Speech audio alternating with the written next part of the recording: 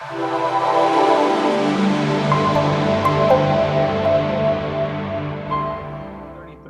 everybody that's joining us today. We're going to go ahead and get started for the respect and time allowance from everybody that's joining us, and also from our great speaker, Eric Christie of Hvac Inspections. So let's go ahead and get this going, ladies and gentlemen. Right. This is the Strata Ventures Industry Webinar. We do that every other Monday, so it's 2 times a month, and we like to bring some of our key vendors and also some topics that people have asked us to bring in order to make sure we can share within the community of real estate investing. Today, launching the first of the year, reviewing an inspection report. Eric Christie is our resident home inspector for SVI, and we love working with you, Eric. So we're going to get to you here in just a moment, but let me do a little bit of the housekeeping, and then we can get you started. Okay. We're going to be promptly moving into our topic information here in just a little bit. And then by 7:10, 7:15-ish, we want to make sure that Eric has enough time to answer questions. So those of you that are joining us, guys, welcome. And then just get ready to ask questions, because we make this very, very interactive. For those of you using Zoom, remember that we do allow questions, and make sure you put those in the Q&A section. That is the Q&A section of your Zoom bar. I don't think we have any polls this evening, and our moderator, Oriana Ovalles, she's on right now. She's going to be sharing information with you guys. If you need information about our speaker or SVI or anything in general outside of topic, please put those questions in the chat box, but all your Q&A in the Q&A box. And I always like to say, Eric, is if we're a little too boring, or you've heard this already over and over again, just hit the end button, and hopefully we see you within 2 weeks, because we've got a great season of webinars coming up.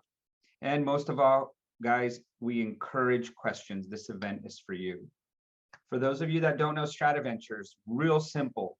Go to strataventures.com. The company was established in May of 2012.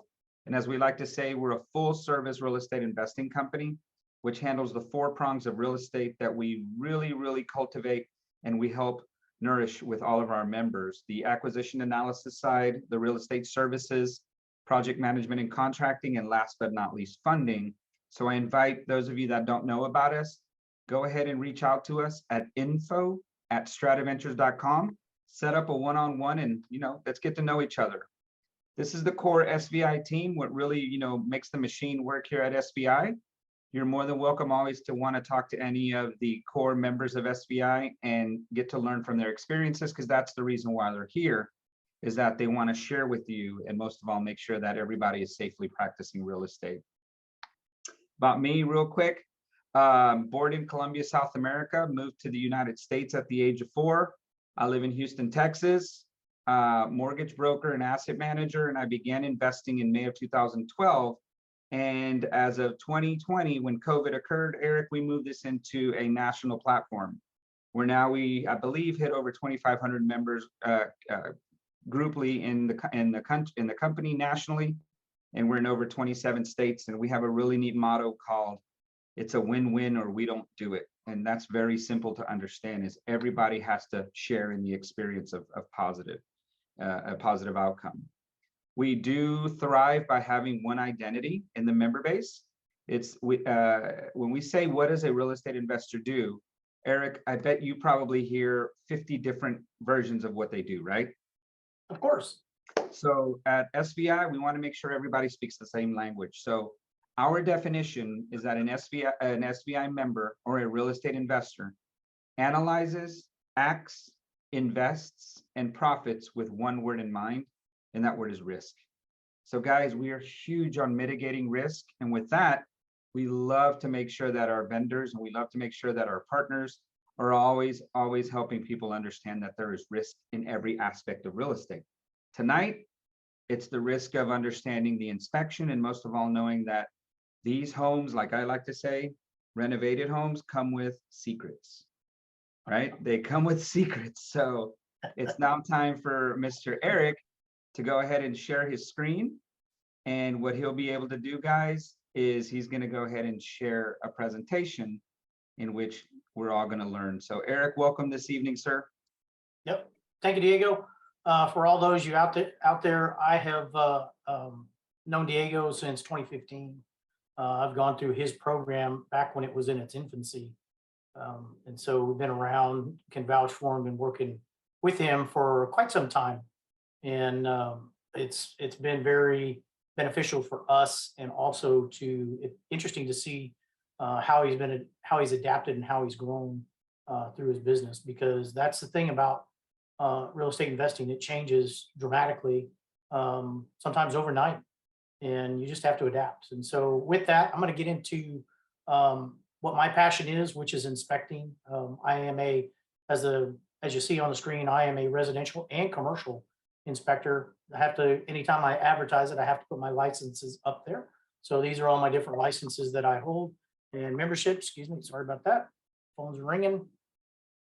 But what we're gonna talk about tonight is the basic premise is reviewing an inspection report. We're gonna give you some other information about that. Hope you find it entertaining and informative, of course. So the agenda tonight, I'm gonna tell you a little bit about myself. We're going to talk about inspection services and some affiliations. So that's basically just background information about me.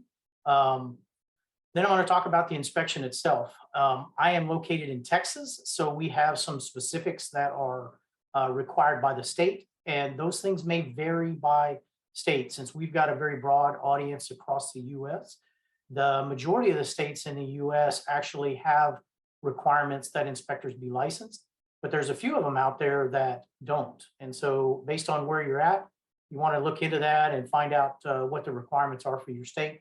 And then if you're gonna work with an inspector or anybody else in your business, you need to interview them like you're gonna work with them, and because that's exactly what you're gonna do. So because of that, we're gonna talk about the inspection requirements here for the state of Texas. Then we're gonna talk about reports, and then how is it that all of this can come together and help you in your business as being a real estate investor. We're all here to do this, as Diego had talked about. His information and his program is about mitigating risk, and part of that risk is understanding what the condition of the house is, and the inspection is that process to help you deal with that. So without further ado, I'm going to tell you a little bit about myself. I'm your educator for this evening. I tell everybody that I am actually a recovering engineer. I used to be in different industries. I'm a mechanical engineer by education. I have a couple of associate's degrees that I got along the way, and also have a background on the electrical, both in my engineering degree and also as a certificate that I got years and years ago when I was real young to be a technician. And what that has told me is given me a broad breadth of knowledge and experience, but it also shows that I have a lot of interest in learning things. And education to me is a lifelong process. And so just because I got one degree, that didn't mean that was the end of it. And as an inspector, it provides you an opportunity to learn a lot of stuff about a bunch of different topics. And we're not necessarily experts in every field, but we are, I guess some inspectors call us as generalists, but in some cases it gives you an opportunity to sort of specialize.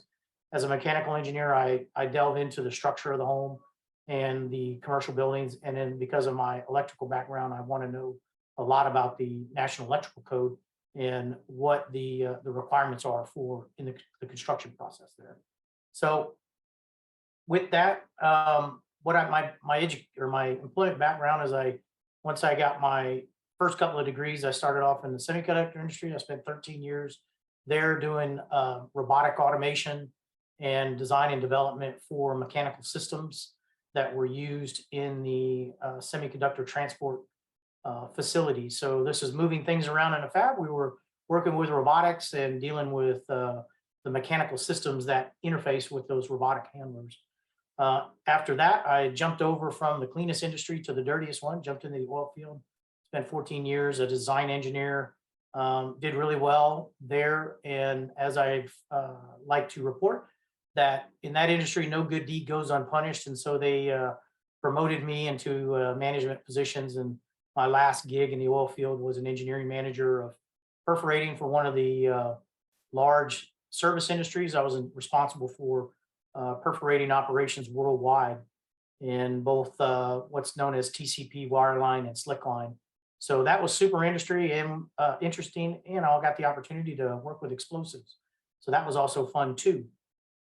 After that, I got out of the oil field and just decided I didn't want to go back. You know, I woke up the next morning, I felt so much better because all those responsibilities and unreasonable goals and expectations and 250 emails that I got every day, that was somebody else's problem. And I said, you know what? I don't want to do that anymore. So we got into real estate. Shortly after, met Diego, got involved in his program and did some other training that we were a part of and part of his organization. And then after a couple of years, I said, this is not quite as easy as what we thought it was, but that's okay. And so I wanted to do something else anyway. And so I looked in being an inspector and got my license for that and moved forward with it. And I started my business, which is Boxer Inspections LLC. So for that, real quickly, I'm in the state of Texas. I am licensed as a professional home inspector. There's multiple levels of inspectors here in Texas, and I took the highest level to do that. I also do property inspectors, which we do a property condition assessment, which is a PCA, and the output of that is a PCR. It's very important for lenders who are lending money on a commercial property. I also have a license for doing wood destroying insects. Most people refer to that as termite inspection, because in the Houston area, Dallas and Austin and Texas, those are high activity zones for termites. San Antonio is also included in that. I have certifications from the National Swimming Pool Foundation for doing pool inspections. I'm a certified residential thermographer. That means that I have the training to use a thermal camera and to interpret the results for that. Certified phased inspections, which is for construction. So if you're building a house, we look at it at multiple stages in that construction process. And then I recently completed the training for a certified deck inspector. So this is mainly not real common in the Houston area, but in areas of the US that have hilly terrain, decks are very common, and it's very important that they be constructed properly because they're very likely, if not, they're very likely to fall down and people get injured by that. So we do have a bunch of affiliations. I'm not going to go through all those, but this is all the organizations that we're a part of. And if you need to find us, you can just Google Boxer Inspections. I do have my own company out there. You can find us on all the social media. As I was mentioning to Diego, I do a lot of videos to try to help people understand not only what we do in the inspection process, but how to take care of their home, understanding that homes need maintenance in the residential realm, and so does commercial buildings for that matter.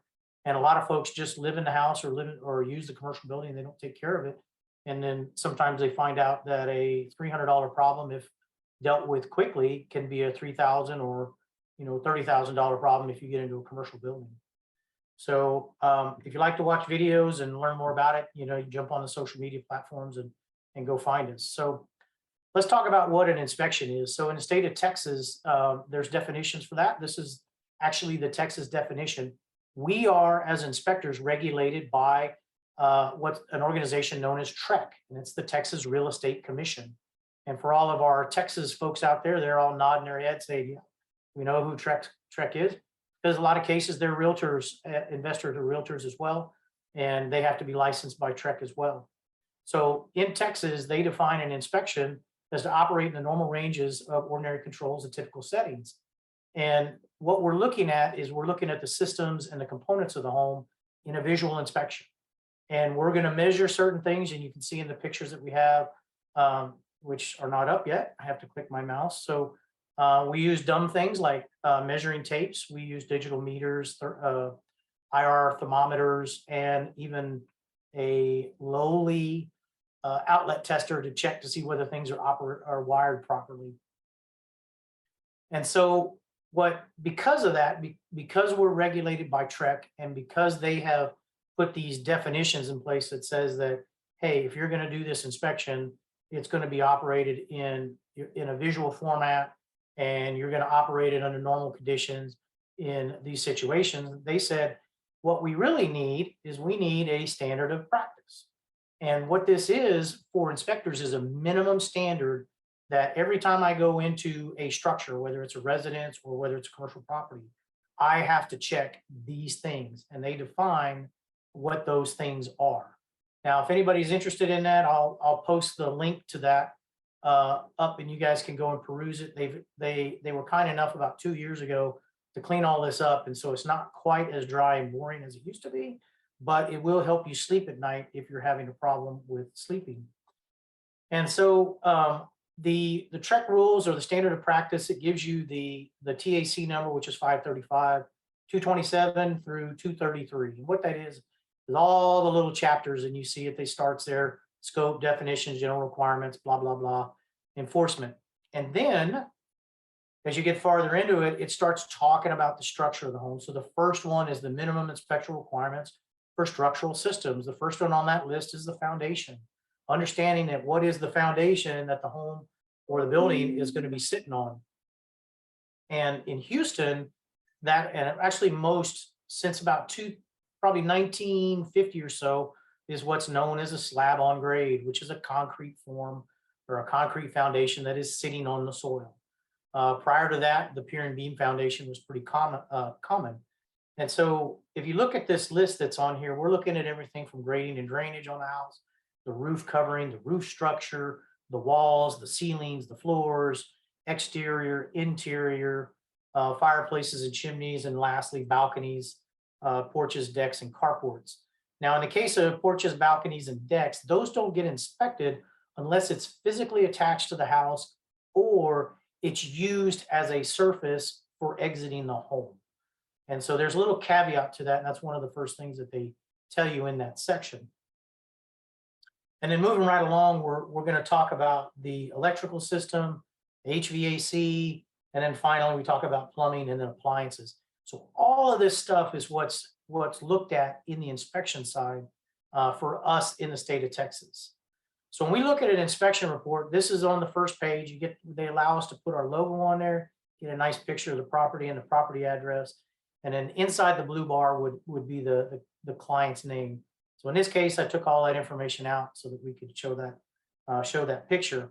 But in the meat of the inspection report, and this is probably consistent with most states that require inspectors to be licensed, they're going to have what's known as a promulgated form. So they say that if you're going to be licensed in that state, we want you to use this form and it needs to look like this. And so in this particular case, this is just a snapshot from the electrical section in one of them. And at the top of the screen, you're going to see some initials and then the definition. So the I stands for inspected, NI is not inspected, NP is not present, and finally D is for deficient. When inspectors are talking around, when we get together and we start yakking about stories and stuff like that, we call it the D box. So when you find something that's wrong with the home, we D box it. And at the very top, just below where you see that, you see an I, NI, NP, and D, and that corresponds to the columns that are just below it. So in the electrical systems section that we're looking at here, we have a couple of columns, and I found some deficiencies in this home. So I says, yes, I inspected it. That's for the I, and I deboxed it because I found some deficiencies in there. And in the first section in there, we talk about the service entrance and panels, which has to do with the main electrical panel or could be a sub panel in the house. Now, in new construction now, at least in the National Electrical Code requires that after November 1st of 2020, any house that is started after that has to have an emergency disconnect on the outside of the house. So in a lot of new construction homes that I look at, there's a disconnect on the outside and then the main electrical panel is on the inside. Not always, but that's usually how it is. So it covers all of that stuff. And so when you're reading the report, you want to look at these sections. And if there's no D, if the D box is not checked, then the inspector didn't find any deficiencies related to that section. Does that happen all the time? It's not unusual. Usually new construction is probably going to have fewer D boxes than say a home that's 5 or 10 years old. If you get a home that's 20 years old, you're going to have pretty much deficiencies in each one of the categories. So in Texas, TREC defines a deficiency is in the reasonable judgment of the inspector, a condition that adversely affects the the performance of the system or component, or constitutes a hazard to life, limb, or the property as defined by the standards. And then deficient means reporting as one or more deficiencies. Now, the TREC also allows me to say if I see something that doesn't fall into those categories of that standards of practice, I can still put a comment in there to say, hey, I think this is a situation or a piece of information that I think that the client needs to know about the house. And we're allowed to put almost anything in there in related to that, but we're not allowed to mark it as deficient. It just, now if we find something else in that section is deficient, then we still debox it. But I separate mine out as putting, say, either it's an inspector comment or information to the client. So in this particular case, here's some deficiencies that we have found. I'm going to give you guys just a couple of things to go through so you see this is what you should find in an inspection report when you look for it, whether it's a home that you're buying as your personal property, whether it's a home you're buying for an investment property, or something like a rental, or if it's something that you're going to buy as a rehab.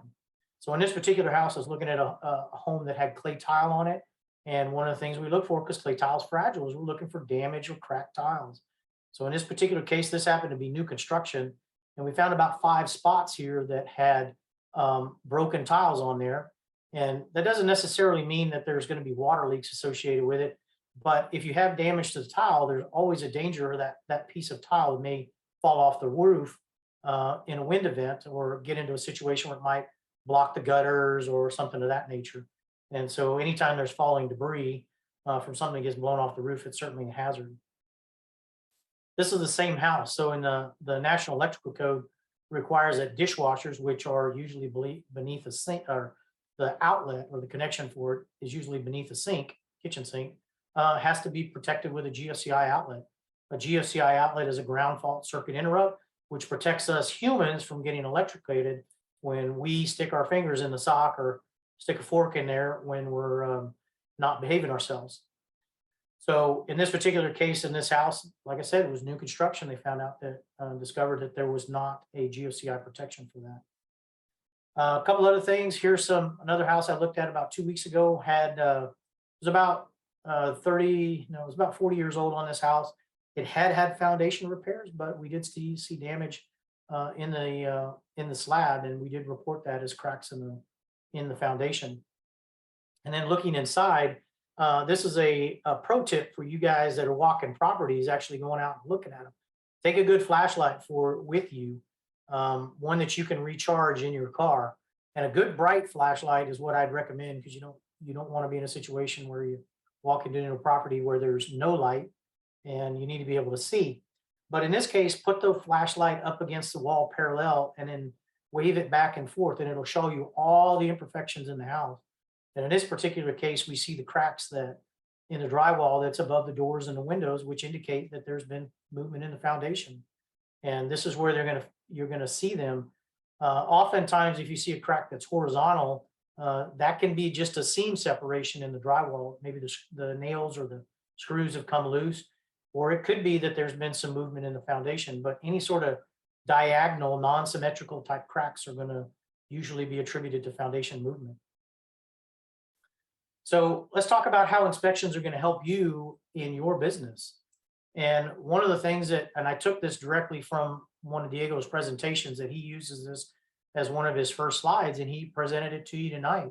What's the investor's number one job? What are you there to do? And in Diego's world is reducing risk. You have to, as inspectors, look at a bunch of stuff about a property and understand and gather information to reduce the risk of buying that property.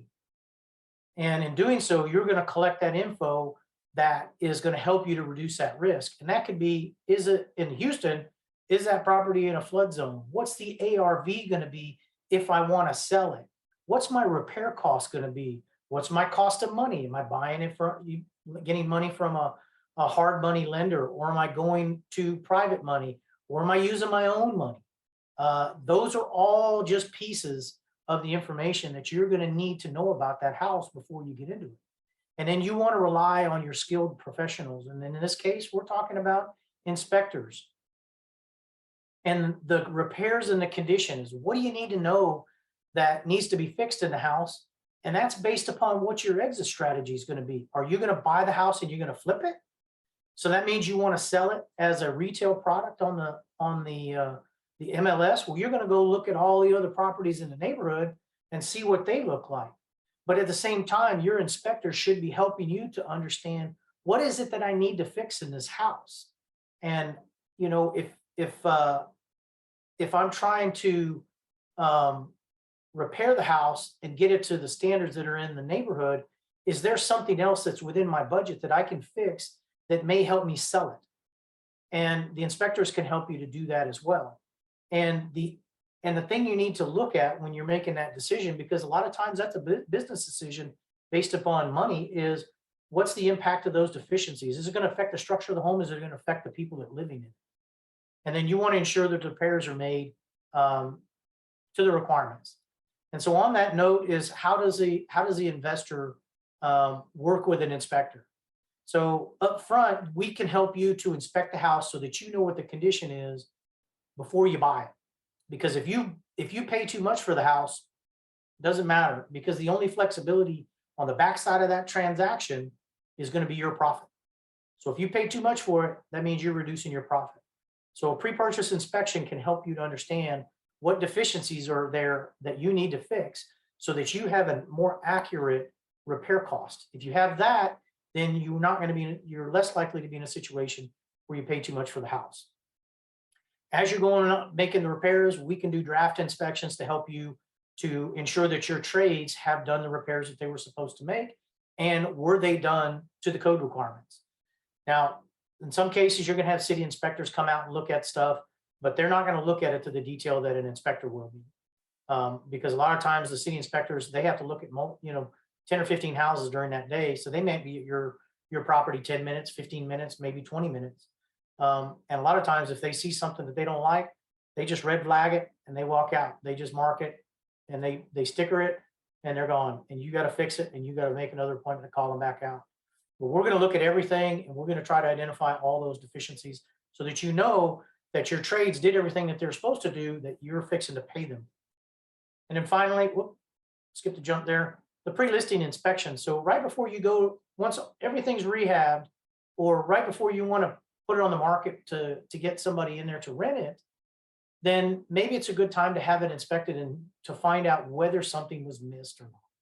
And if you're doing a rehab pre-listing inspection, what that does is not only it should capture all of the small things that might have got missed during the construction process, or something that your trades didn't do correctly that might cause it to be a problem moving forward.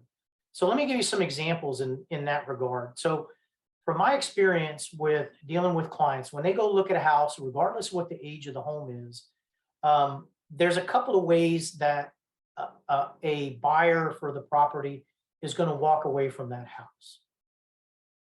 And as you've probably heard in the industry, and I don't think this is going to be news to anybody out there, but buying a house is an emotional decision. And usually when you go up to take a look at a house and you look at it, you walk up to it and you take it all in and you either love it or you hate it, right? If you love the house, then you're going to go and want to take a look at the inside and see what that looks like. And realtors spend a lot of time on what the curb appeal of the house is, whether the grass is cut, whether the flowers are pruned, and whether you've got blooming flowers in there and the shrubs are trimmed back and the outside is painted and stuff like that. And that may look great on the outside. And you walk in the house and you're like, hey, we've got a red room over here. This one is green. The back bedroom is blue. The upstairs is got wallpaper on it. And all of a sudden you don't love the house anymore because you don't like what it looks like on the inside. But the flip side could happen. You can go up to the house and the outside might not look that great. It may look run down or not well maintained. Could be dark because there's a lot of trees overhanging it and stuff like that. You walk inside and you find out that somebody's remodeled the house. It looks fantastic, right? It looks very modern. It's got all new appliances and they've used great colors, and they've used either quartz or granite countertops or something like that. It looks fantastic. They've got good flooring. You could love it on the inside, and then the buyer's like, you know what? Maybe I just paint the outside and it'll be okay. And then they can kind of talk themselves into either buying it, whichever way it works out to be, whether the house is ugly on the outside or pretty on the outside. Maybe there's something I can live with. But if they get that inspection report and they find out that there's a major deficiency, like foundation issues, needs a new roof, or the air conditioner has got a problem and needs to be replaced. Those are the big three costs in homes that homeowners are going to face. And in Houston, Houston residents fear the loss of an air conditioner in the middle of the summer than we do a hurricane. So in that respect, that's a very important aspect of the house. So from my experience, when clients are looking at the house, love it or hate it, they can talk themselves into certain things. But if there's a major deficiency in the home, there's a good chance they're going to walk away from it.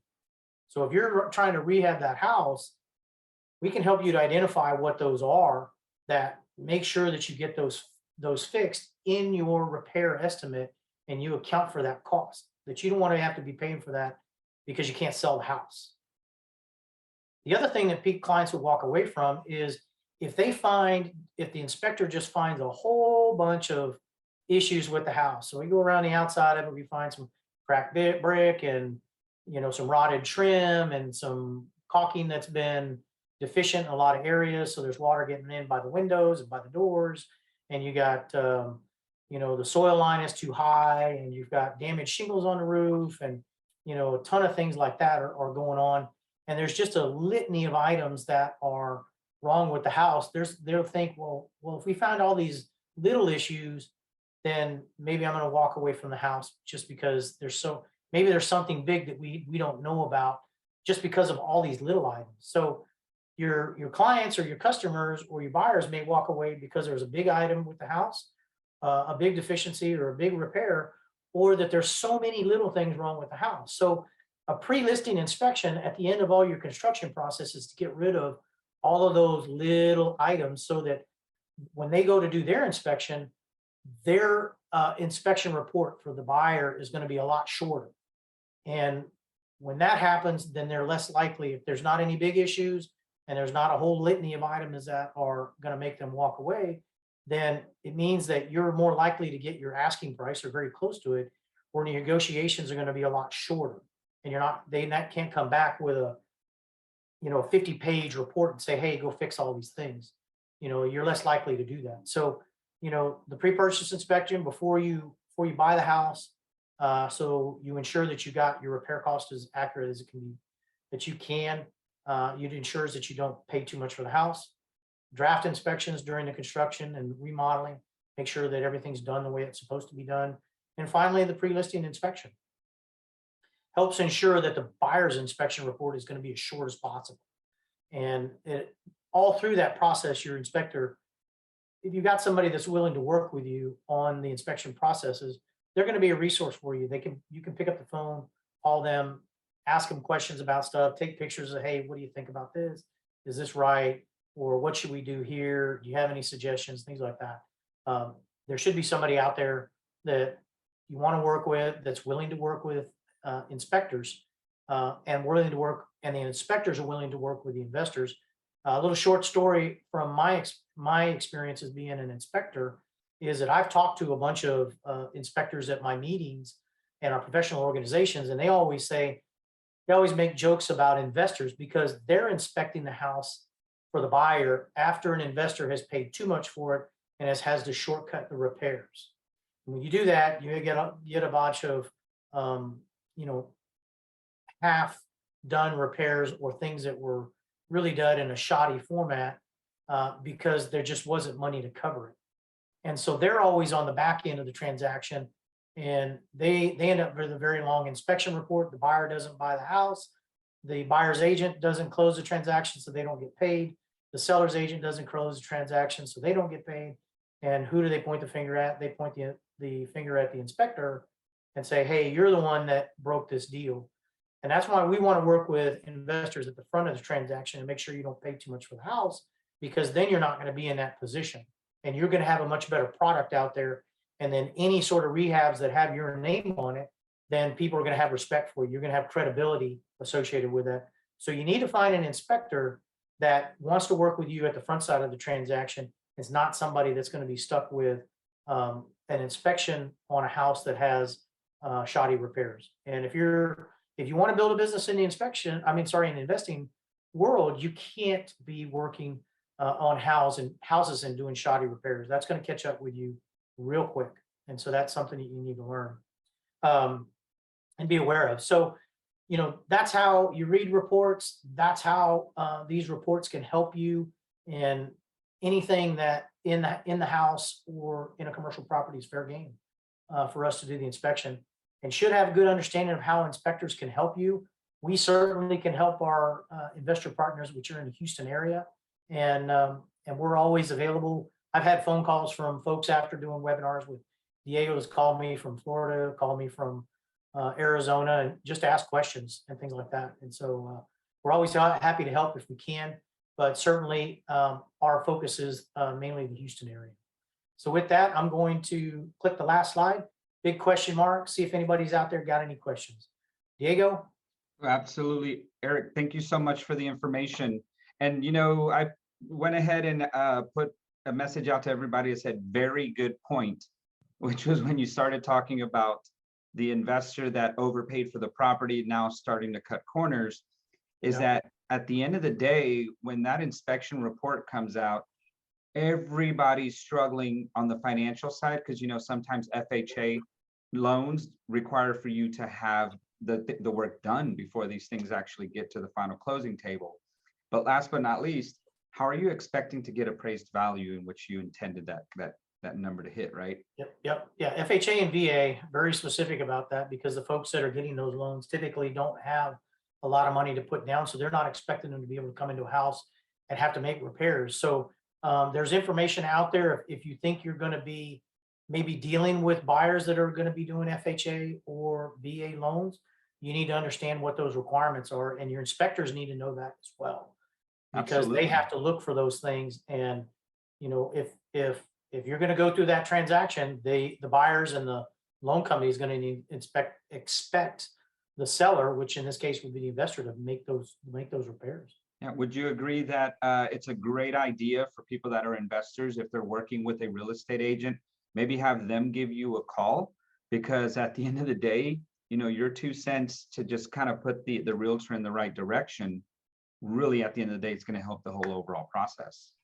Oh, absolutely. And your inspectors need to know that as well. And FHA and VA has information on their website. You can go and get that data so that you know what it is that is going to be required once those loan companies look at that inspection report, and the appraisals for that matter.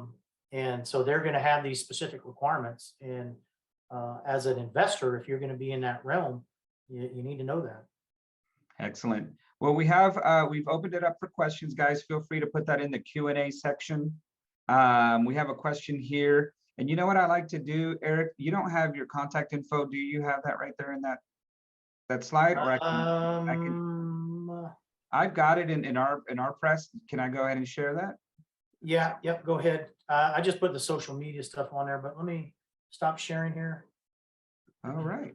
Give me one quick second here. Let's go ahead and do this. Okie dokie. And Eric, let me know if you can see yourself pop up here in just a second on the full screen. Yep, that's it. That's it. Yep, there we go. Excellent. All right, guys, if you want to get in contact with Eric, there is his contact information. Also, remember that we do now have it open for questions, so feel free to ask some questions. We have John Landrum. He said, did you say it's okay to have an electric shutoff outside and panel box outside? Is that required now with new builds? Question mark. Yes, it is. It is a new requirement. Panel inside, he said, but the panel inside. His question says outside. Oh yeah, but he came back and said inside. So what the standard says, what the NEC says, the National Electrical Code says that you must have a disconnect on the outside of the house. So there's 2 ways to accomplish that. A lot of builders are installing what's known as emergency disconnect, which is just usually a tall, skinny panel, which only has a main breaker in it, and it'll be rated for whatever the main, whatever the house is rated for, 150 amps, 200 amps, whatever is sized for. And then if that's the case, then usually inside the house, typically in the garage, you will have the main panel board which is going to be where all of the breakers are for the different branch circuits in the house.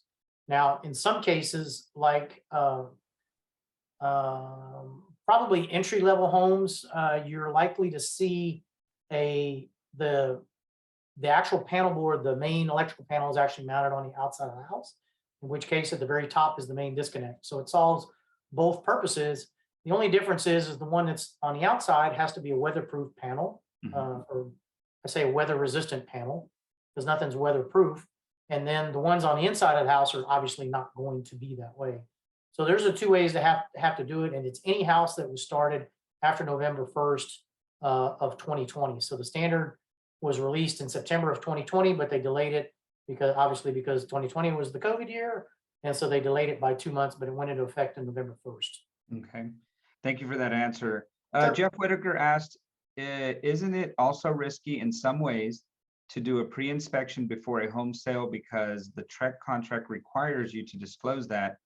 And can't the buyers require you to provide that? There's a couple of things that you can do. So there's an investor that I've had a discussion with because she's a realtor and investor, and she encountered that a couple of times, and I inspect the property before she buys it.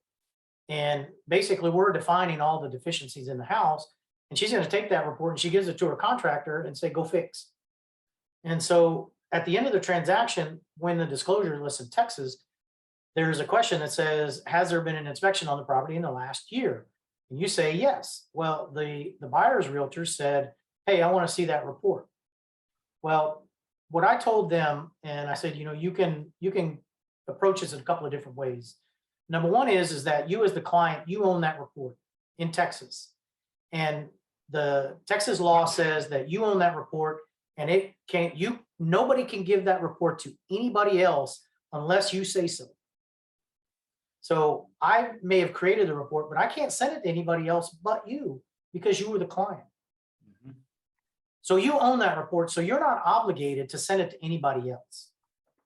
The other thing is that it was done prior to repairs.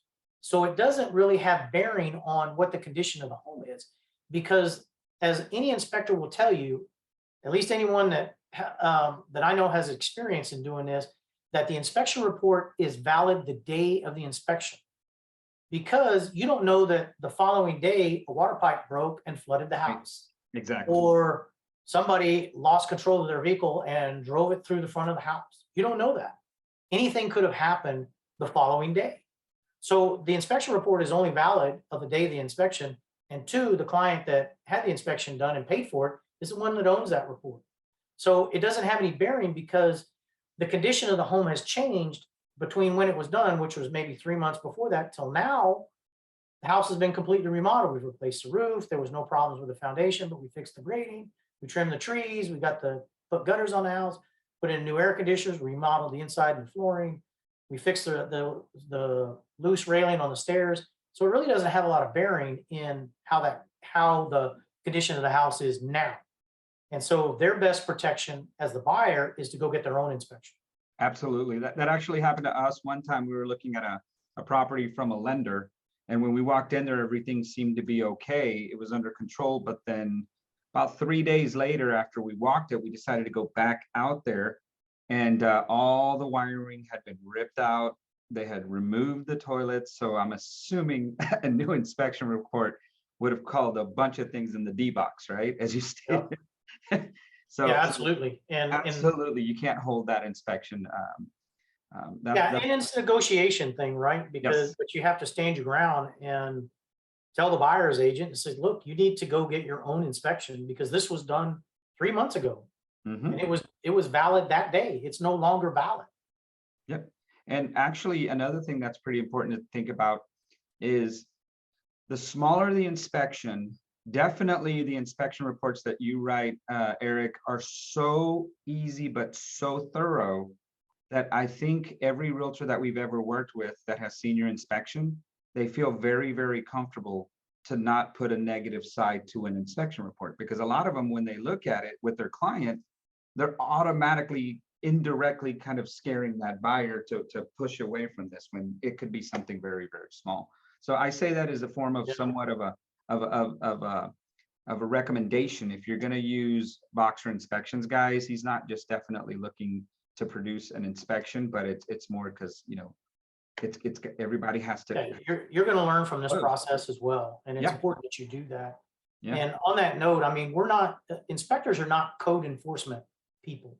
Correct. You can get ICC certified, which is the International Code Council, and you can be quote unquote code inspectors, but there are very few inspectors out there that actually go to that level because number one, it's not required, and it really doesn't do anything because in your inspection reports, if all you're doing is quoting the code, then all you're doing is scaring your clients because they don't understand it. Correct. They need you to explain it and put it in terms that help you to understand what's the impact of what that deficiency is. Because in some cases, there's things that we'll find with the house that I tell a client, it just is what it is because that's the way it was built. And we're not going to tear down a brick wall to fix it because you might create a problem you don't currently have, number one, and it might not be cost effective. And it just is the way the house is built. What we want to focus on is the things that's going to affect the structure of the home or the safety of the occupants. And Correct.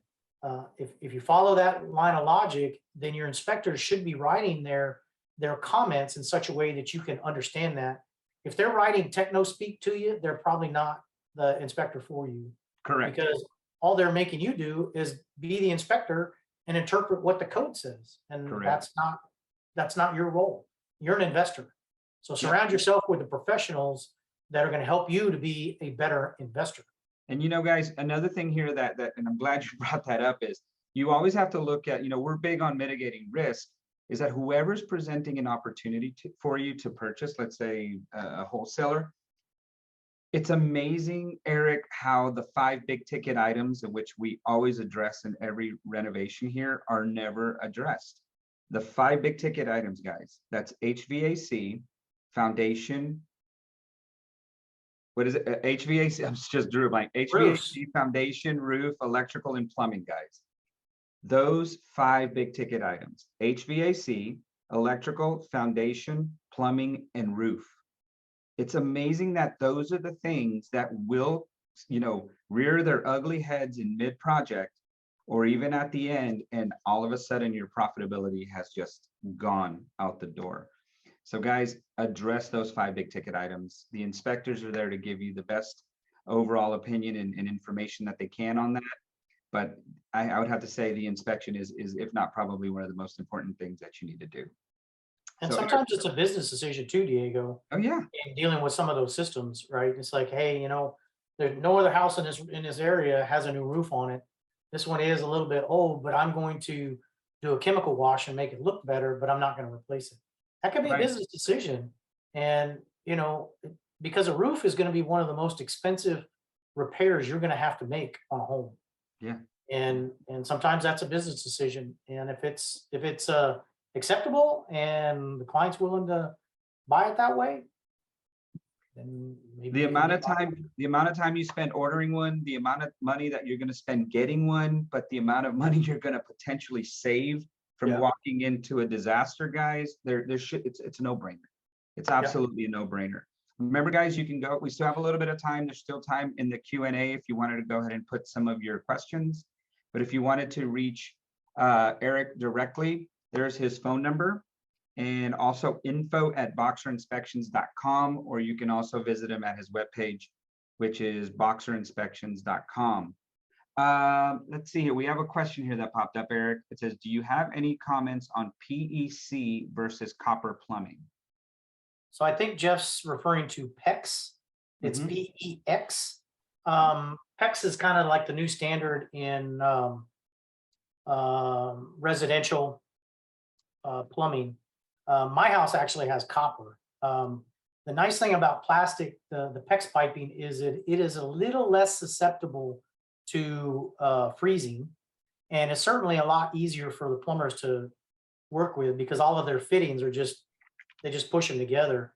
The thing that surprises me about plumbers in that regard, is a little side story, is if they were gonna, like, if you're gonna repipe a house and it was PVC, or not PVC, because you can't use, there's a tip for you. You can't use PVC piping in a house for water supply. You can only use CPVC and copper, PEX, galvanized pipe, which nobody uses galvanized pipe anymore, but it was one of the approved materials. But anyway, if they were going to use CPVC, they have to cut the pipe. They got to put the pipe dope on it and the cement, and they got to push it together and twist it a quarter turn and hold it for 30 seconds. Each one of the connections to do that. And they charge you, I don't know, let's say $8,000 to repipe the house. Well, they come in there with PEX. All they do is cut the pipe and they push it together. They cut the pipe, push the other fitting on there. It's a T fitting, so they push the other one on and they're done. But they're still going to charge you the same $8,000 to do it when it takes them almost half the time to repipe a house with PEX. The only thing, and that's it. That's like new construction. If you're doing a existing home where you got to crawl through the attic and stuff like that, different story. Takes a while. But anyway, the times are changing with the materials, guys. It's definitely becoming more efficient and a lot more low maintenance. So guys, if you wanted to go ahead and ask questions, feel free. Also, here's Eric Christie's information. We are wanting to make a couple of announcements here real quick. We want to thank also our industry partners and affiliates that work with us. Feel free to scan the QR code to get more information about Strata Ventures. And for all of you that are realtors in the Houston area, we do have our up and coming Realtor Advantage training that is now a CE certified training course. We just had our first one at our Doma Title location there in the Galleria, and we now have the second one coming up, which is going to be, there you go. Oriana just put that there, guys, for you. It is the 28th of February, and it is from 11:15 to 4 p.m. So you guys are going to have 4 hours of great information. It's completely free for those of you that want to get information, and also your CE course. It's $5 a credit hour to get that done, and we donate 100% of the proceeds to Camp Hope, Eric. So we donate 100% of the proceeds from the CE training course to Camp Hope. Okay. And guys, it's amazing. It's a learning experience on how you're going to learn to work with investors, how to understand what makes a good transaction to a bad transaction, and then not wasting each other's times. And most of all, think about, you know, the amount of clientele that you could be picking up, because this year, Eric, we're going to be looking at another interesting year of investing. And I do see that there's going to be a lot of great opportunities. So if you also, those of you that want to know more about SVI, feel free to like and subscribe us for attending, and also in all the social media platforms that we have. If you want information, I think Oriana's placing that there, info@strataventures.com, or visit us at strataventures.com and just get to know us, get to know us. And most of all, we work with a lot of great vendors. And Eric, you've always been with us. I mean, I think you were part of the first class. I was in the second class. Oh, you were in the second class. Awesome. Awesome. And I graduated. And you graduated. Yes. So definitely the relationship has always been there. We're friends. Guys, I can't recommend a better inspector there, guys. Absolutely. So thank you, everybody, for joining us. Remember that these webinars are every other Monday, so 2 times a month. And we're always bringing some great topics and speakers. If there's any topic that you guys think we should bring somebody to talk to in the industry, don't hesitate to email us at info@strataventures.com. Don't forget, realtors, join us at our next realtor training. We are going to be holding those once a month, and we're about to start our national platform for training that too, Eric. So we're going to be able to work with a lot of people around the country. Awesome. So any closing comments that you might have, my friend? No, you can, like I said, you can find us out on all the social media platforms. You can do the same thing, like and subscribe on our different social media platforms. We do lots of videos. I love the videos. Love the videos, man. Everybody loves all the videos. I got a couple more I'm going to post here in the next week or so. So try to get more active in that regard and post up some other stuff. So it's always fun, little distraction. You never know what you're going to see at an inspection. Looking forward to the day you do a video and you got a Manchester United logo on, but we'll just go ahead and leave it there. Just joking, guys. All right. Well, thank you, everybody, for joining us. Eric, always a pleasure. Have a good evening, everybody. And remember, this is about making sure we all succeed, because if not, why are we even doing this, right? Family comes first. Good night, everybody. All right. Thanks. Bye.